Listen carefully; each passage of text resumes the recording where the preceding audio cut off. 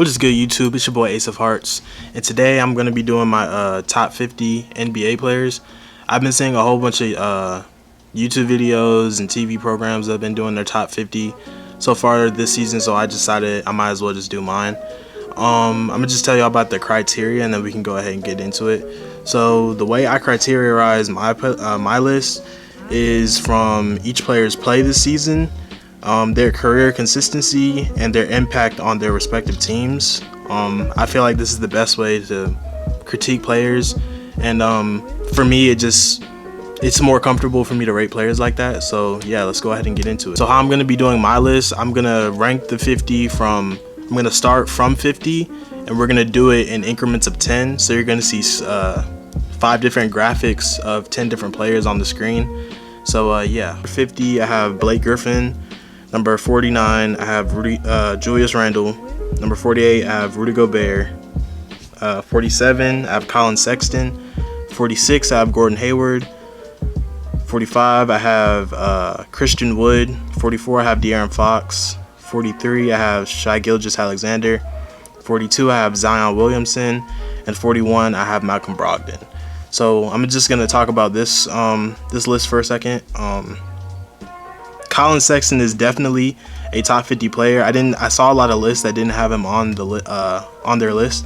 Colin Sexton is averaging 25 points, 50% from the field, 50% from the three-point line, and he's averaging 25 points as a 6'1" guard. He definitely deserves to be in the top 50, but he's in the bottom 10 out of the 50.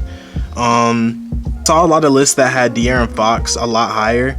And me personally, I don't have him that high because he's down in points, he's down in assists, and his team isn't doing that great. Now, I know Tyrese Haliburton was just drafted to them, so he kind of has to share the ball with him, but I still think that he should be improving, and if he's not improving personally, the team should be better. So that's why I have him a little lower than expected. Zion is still he's putting up the same numbers, and the Pelicans are still doing the same. So that's why I have him here. And Malcolm Brogdon wasn't in my top 50 last year. Obviously, I didn't have this YouTube channel last year, but Malcolm Brogdon definitely deserves to be in the top 50 this year. He's averaging 23, 7 assists, and 2 steals on I think he's shooting a 50-40-90 again, or he's close to it or something like that. And he has the Pacers at an 8-4 record. So yeah, he definitely deserves to be in the top 50. And yeah, that's my first 10. So let's go ahead and get into the second 10. All right, at 40 I have Chris Middleton. At 39 I have Kristaps Porzingis. 38 I have Kyle Lowry. 37 I have Nikola Vucevic. 36 I have John Wall. 35 Jrue Holiday. 34 DeMar DeRozan. 33 Domantas Sabonis. And 32 Fred VanVleet. And 31 Russell Westbrook. Now, Chris Middleton, the reason why he's high is because of his playoff play last season.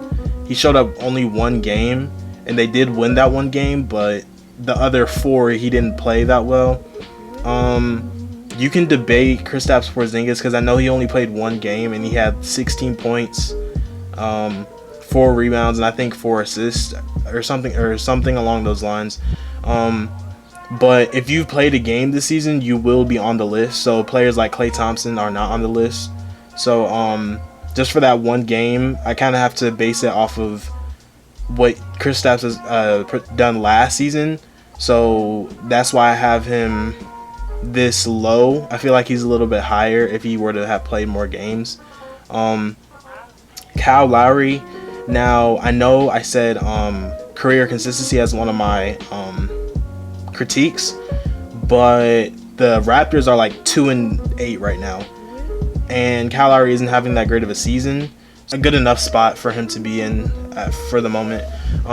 It's only been 11 games, so I'll update it when the season ends, but I feel like as of right now, that's the right place for him to be. Nikola Vucevic has been underrated for years now. He's taken the Orlando Magic to the playoffs 2 years in a row. John Wall just came back. He's putting up 18, I can't remember. I think he's putting up 18, 8, and 5, 18, 8, and 4. And the Rockets aren't doing that well. But for the projection that everyone had him at when he was coming back, I feel like he's exceeded expectations, so that's why he's there. Drew Holiday is averaging 15, 5, and 5, but the Bucks, I'm pretty sure they're first in the East. Or no, they're second behind the Celtics. But he's contributed well. That team is still meshing together.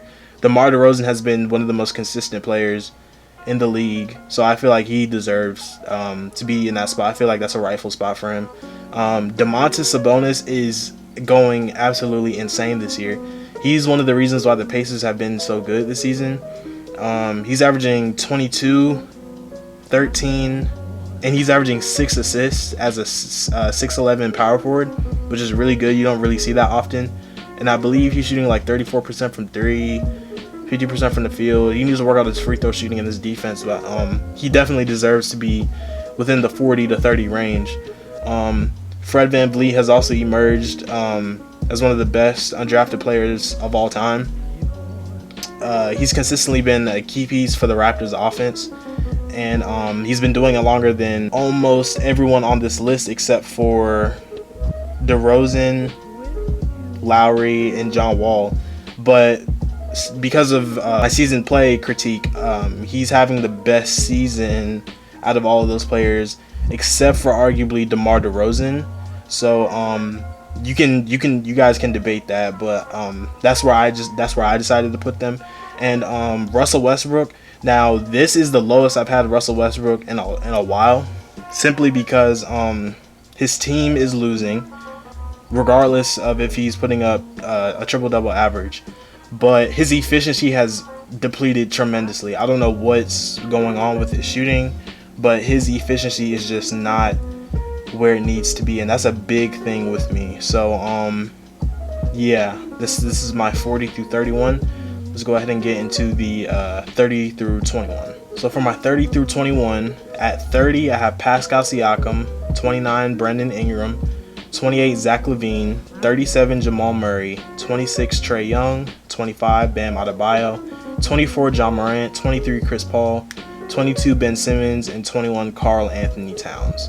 Now, Pascal Siakam didn't have a great playoff run last season, but he did have a stellar regular season, and he's having a decent regular season. I think he's averaging 20 points, 8 rebounds, on pretty good efficiency.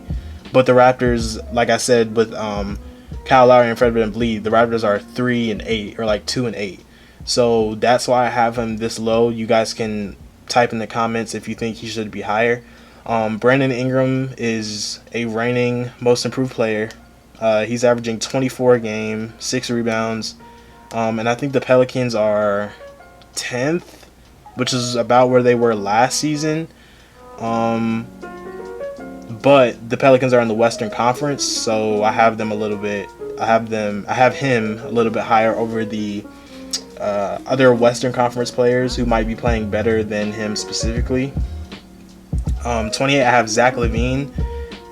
Now this one's kind of controversial, but I believe that Zach LaVine is a better player than Brandon Ingram. They literally have the same play styles, but I believe that Zach LaVine is a little bit better. I believe Zach LaVine is the better scorer. He might be the better playmaker as well. And he's playing in the Eastern Conference, but his team is horrible.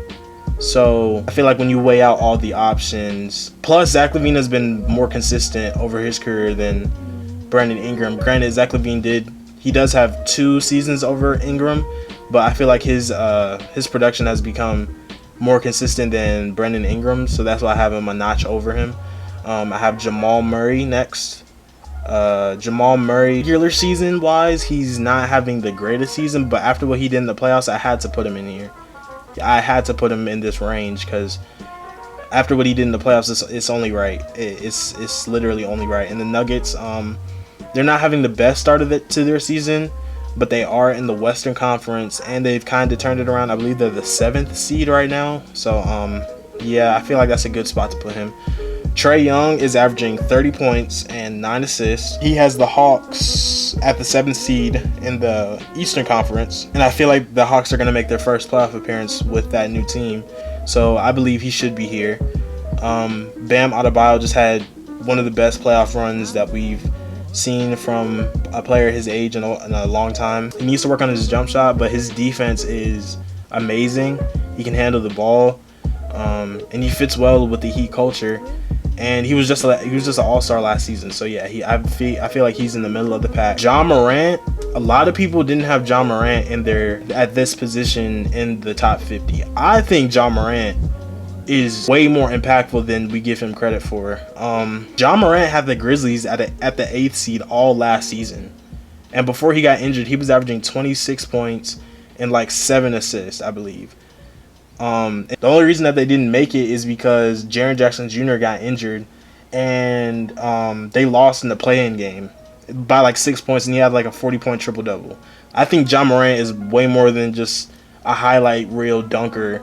I think he's way more impactful than people give him credit for. So I believe 24 is the perfect spot for him.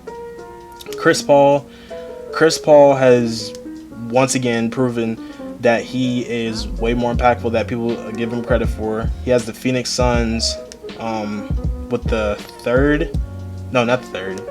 it's between the 3rd and the 5th seed in the Western Conference. I know it's in that range. He might have him at the 6th, but the Suns haven't been as good as they are right now in a very long time, in almost a decade. So, and that just speaks to how great Chris Paul is. So I feel like that's the perfect place to put him.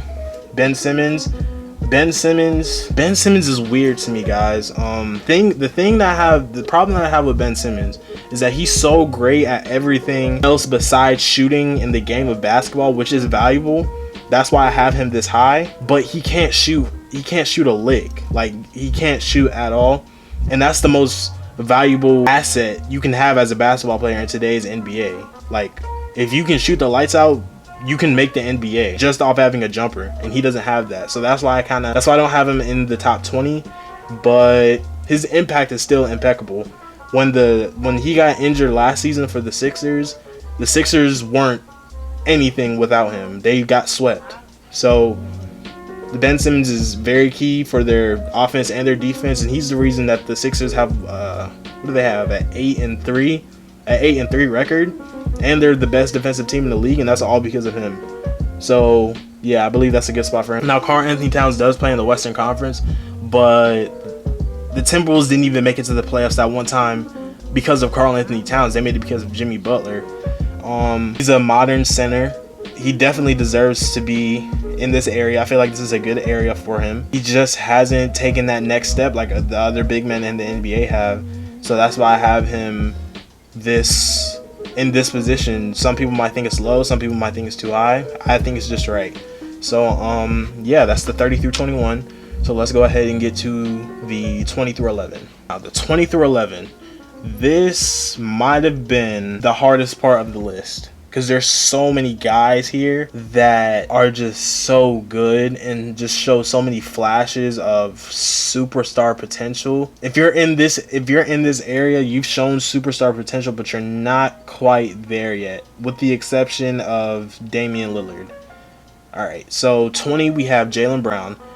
Jaylen Brown does so many things that don't show up in the stat sheet, and he's averaging 26 a game alongside Jason Tatum. I think he has one of the highest usage rates in the league, but he's still overshadowed by Jason Tatum just because Jason Tatum is the flashier player. Jaylen Brown is having one of the best seasons of the season. Like, he's having one of the best seasons out of any player this season. 26 a game, 6 rebounds. I believe he's averaging like 2 steals a game, and he's still the leader of that team. He's still the vocal leader of that team. So yeah, we got Jaylen Brown at 20. CJ McCollum, one of the most consistent players on this list. He's, ever since his second season in the league, he's been hooping. I think ever since his second season in the league, he hasn't averaged under 20. I'm pretty sure. Might be wrong about that, but still, if he didn't average 20, he averaged like 18 or 19. So CJ McCollum is a great scorer. One of the most consistent players, regular season and playoffs. and he's in the Western Conference, so I believe he deserves to be at 19. Devin Booker at 18, same thing as CJ McCollum. Now you might want to argue that because of the lack of playoff appearances, you might put CJ McCollum over Devin Booker. I'm fine with that. The only reason I have Devin Booker over CJ McCollum is because he's been more consistent than CJ over his career. Devin Booker scored 70 his second season in the league. I know that was a long time ago, but we still have to take that into account. Last season he averaged 26 on I think he had a 50-40-90 last season. And he won 8 straight games in the bubble and still didn't make it to the playoffs. And he's doing it all alone. He did that all alone. So I put him a notch over CJ. You might want to put CJ over him. That's really one of the most debatable ones on my list. 17, we have Donovan Mitchell. Donovan Mitchell has never averaged under 20. He's been to the playoffs every season of his career. He's the reason the Jazz are still relevant. I don't know if y'all remember, but in the offseason of 2017, when Gordon Hayward left, the Jazz weren't even predicted to make the playoffs. And they beat the Thunder in the first round with Paul George and Russell Westbrook. They beat that team in the first round. So Donovan Mitchell, I think he's definitely ahead of CJ and Devin Booker, simply because of that. Prolific scorer, needs to work on his efficiency. He's an underrated defender as well. And yeah, so 16 we have Kyrie Irving. Kyrie Irving is my favorite player of all time, but it's his durability. That's really the only thing holding him back. Kyrie Irving is one of the most efficient guards we have in the league. I believe he's averaging 40% from the field and 47% from the three-point line. But, he hasn't been playing, so we can't really go into a deeper dive with him. So I personally feel that 16 is the best spot, because I honestly don't think as an all-around player he's better than anyone else above my list. But career consistency, because of his career consistency, I have him higher than everybody else, and his efficiency and his impact on that team, on the Brooklyn Nets. So now we're getting into the top 15. At 15 I have Jason Tatum. Jason Tatum is peaking right now. He's averaging like 27, 7 rebounds and a steal and a block. Pretty good efficiency. He's definitely the best player on the Celtics. He's definitely the closer for the Celtics as well. And he's just been playing out of his mind this season. Doesn't he have like 3 game winners already? Yeah, he definitely deserves to be at that 15 spot. Now, 14, Paul George. People might not like where I placed him because of last season's playoffs and the season before that and the season before that. But I'm giving him the benefit of the doubt simply because I respect his past play, how good he was before the leg injury, and he's averaging 25 a game on good enough efficiency, and the Clippers are still balling. So I keep him there because of those reasons. I respect him. I respect his game. He's still playing well. It's not like he's a scrub. But that last season's playoff performance, I should really put him lower, honestly. Because of last season's playoff performance, I should put him lower. But I'm gonna keep him at 14. Y'all can let me know where y'all think he should go. Number 13, we have Bradley Beal. Bradley Beal is averaging 30 points a game. Again, you might want to argue that he should be lower as well. I think this is the perfect spot because he's averaging 30, but his team is 3-9, 3-8, something like that. But that team is garbage, guys. Like we gotta cut him a break. So I think Bradley Beal is perfect at 13. 12, we have Joel Embiid. Joel Embiid is peaking as well, but because he's on the Sixers, which are one of the more, they're not that fun to watch. I feel like that's why a lot of people don't talk about him that much, but he's averaging 26 and 13 on good efficiency. I made a video about the Sixers and I pulled up his stats. So he's been playing well, and he's in the best shape of his life. It seems that way. So Yeah, we got Joel Embiid at 12, and then 11 we have Damian Lillard. Damian Lillard has emerged over the last 6 months as like one of the best players in basketball. I know y'all can't see it on the graphic, but for the 10 through 1, I have Jimmy Butler at 10. That was kind of it was hard to debate that because Damian Lillard, not only is he a great shooter, and not only is he efficient at that, but Damian Lillard has consistently made the playoffs for like the last 5-6 seasons now, and he's an underrated playmaker. The only knock you can have against him is his defense. That's really the only knock you can have against him. He's an absolute sniper. Yeah, Damian Lillard. Yeah, he has to be here or number 10. Those are the only two spots you can really put. Those are the only two spots you can really put him. So yeah, that's my 20 through 11. Let's go ahead and get through the 10 through 1. This was probably the easiest one for me. The easiest one for me to create for me. Simply because most of the people on here have been good for a long time. But yeah, let's just go ahead and go into the deeper dive of things. Jimmy Butler, 12 through 9. You can't call yourself a credible basketball fan. After what no one expected the Heat to make the finals. He's gotta be 10. He's gotta be 10. No one expected him to do that. He had 2 triple doubles in the finals. Now this season his play isn't that great. He's only averaging 15, 5 and 5, and the Heat are kind of struggling right now. But I mean, the season's early, so they will definitely get better. But after what he did last season, he has to be in my top 10. He has to be. 2 30-point triple doubles. Jimmy Butler probably has the most willpower out of any of these players besides LeBron.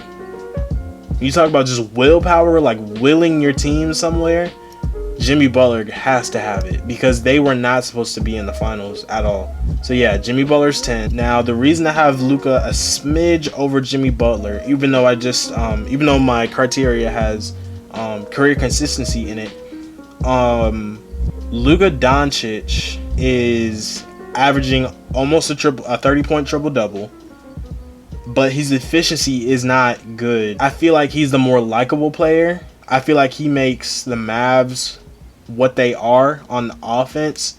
His defense lacks a little bit. So for Luka and Jimmy Butler, you can debate that. You can flip-flop that. You can keep it where it is.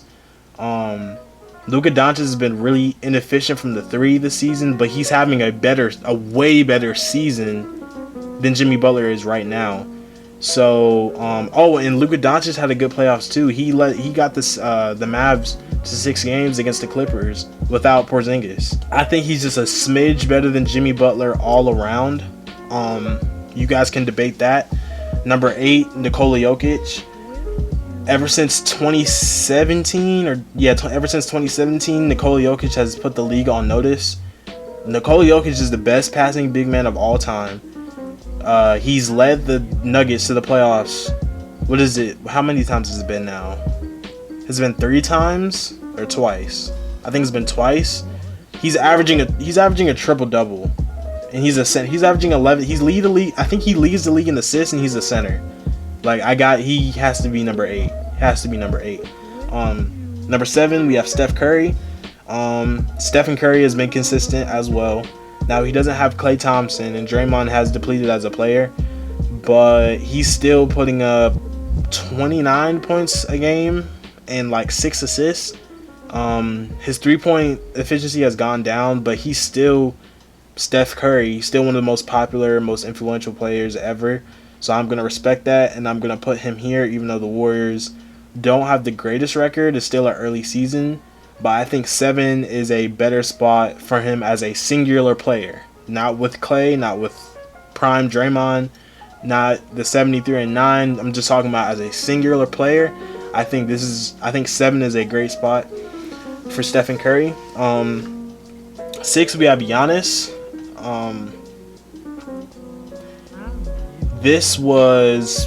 I might contradict myself on this one just a little bit between him and James Harden.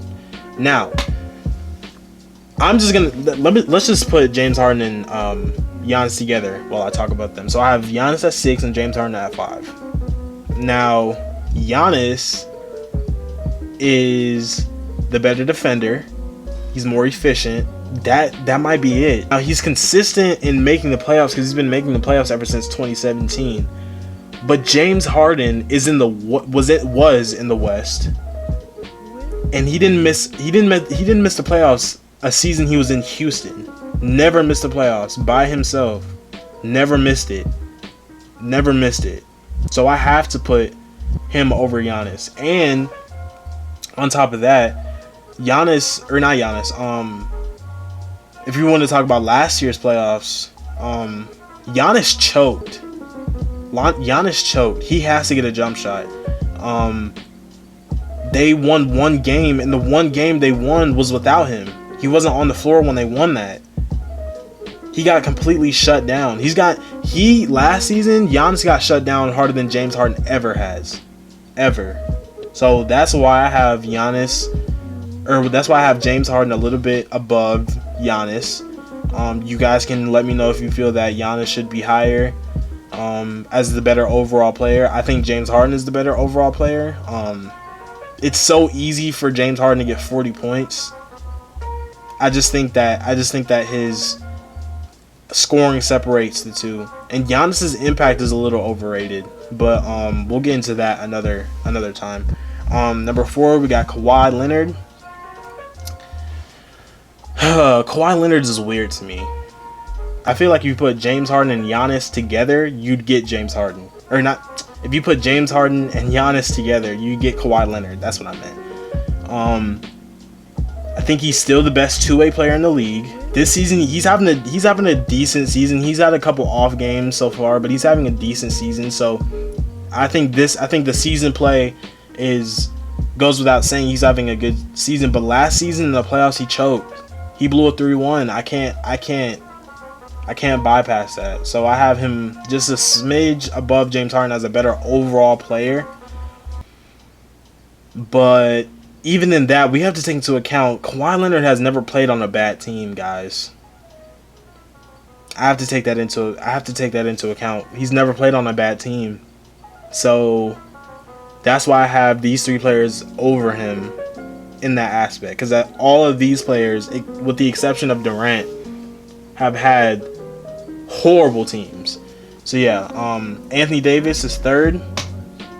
Anthony Davis has proven that he is a superstar, that he can perform in the playoffs, and that he can close out games, that he can make shots, timely threes.